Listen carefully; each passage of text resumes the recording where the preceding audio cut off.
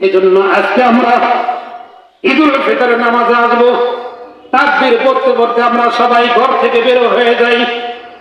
ঈদের নামাজে কয়েকটা সুন্নাত, এর ভিতরে 1 নম্বর সুন্নাত হলো সুন্দর করে গোসল করা। 2 নম্বর সুন্নাত হলো গোসল করার পর নতুন কাপড় পরিধান করা, সামর্থ্য থাকলে, আর না থাকলে যেটা আছে উত্তম পোশাক ওইটাই পরা। 3 নম্বর ঈদের সুন্নাত হইল মেসওয়াক করা। 4 নম্বর সুন্নাত হইল আতর খুশবু লাগানো। অ্যালকোহল যুক্ত সেন্ট যদি আপনি ব্যবহার করেন কাপড় নাপাক হবে, আর কাপড় নাপাক হইলে আপনার নামাজই হবে না। এজন্য সেন্ট কেউ ব্যবহার করবেন না। যদি ব্যবহার করেন দেখবেন ওদের ভিতরে অ্যালকোহল আছে কিনা। আতর ব্যবহার করা সুন্নাত। বিশ্বনবী বলেন 5 নম্বর সুন্নাত হইল মিষ্টি কিছু খাওয়া। ঈদুল ফিতরের দিনে মিষ্টি কিছু খাওয়া এটা সুন্নাত, আর ঈদুল আজহার দিনে কোনো কিছু না খাইয়া কুরবানি করার পরে খাওয়া এটাই সুন্নাত। 6 নম্বর সুন্নাত হইল বিশ্বনবী বলেন তোমরা ঈদুল ফিতরের নামাজে যখন যাবে 1 রাস্তা দিয়ে যাবে।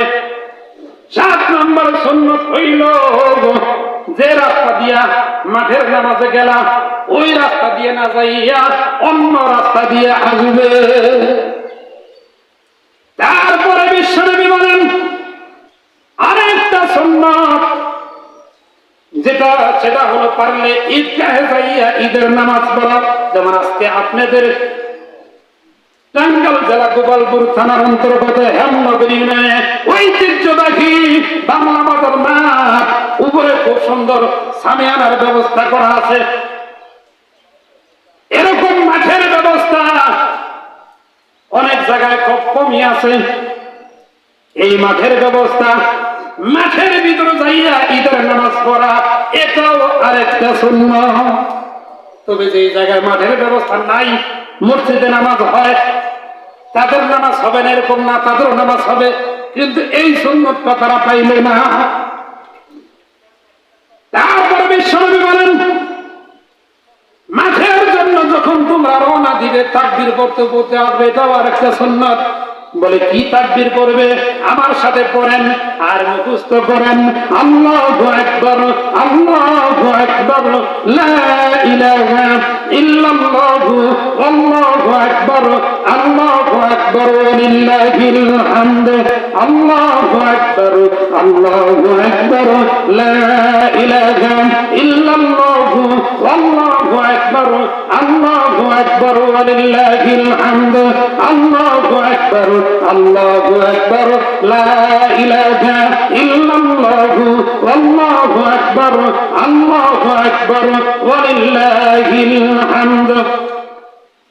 নামাজের সময় অতি নিকটে আমরা কেউ অযথা বাড়িতে সময় নষ্ট করব না। দেরি করে আসিয়া আমরা হট্টগোল করব, জামাত পাইলাম না, অবজেকশন করব, এই অবজেকশন কিন্তু তখন কাজে আসবে না। মাঠ কমিটির সিদ্ধান্ত যথা টাইমে মাঠের নামাজ শুরু হয়ে যাবে। এই জন্য আপনারা তাকবীর করতে করতে অতি তাড়াতাড়ি মাঠের দিকে আসান। আল্লাহ আমাদের সকলকে সহি সালামতে ঈদগাহ মাঠে আসার তৌফিক দান করেন, আমিন। সুবহানাল্লাহ ওয়ালহামদুলিল্লাহ, লা ইলাহা ইল্লাল্লাহ, লা ইলাহা ইল্লাল্লাহ, লা ইলাহা ইল্লাল্লাহ, মুহাম্মাদুর রাসূলুল্লাহ সাল্লাল্লাহু আলাইহি ওয়াসাল্লাম।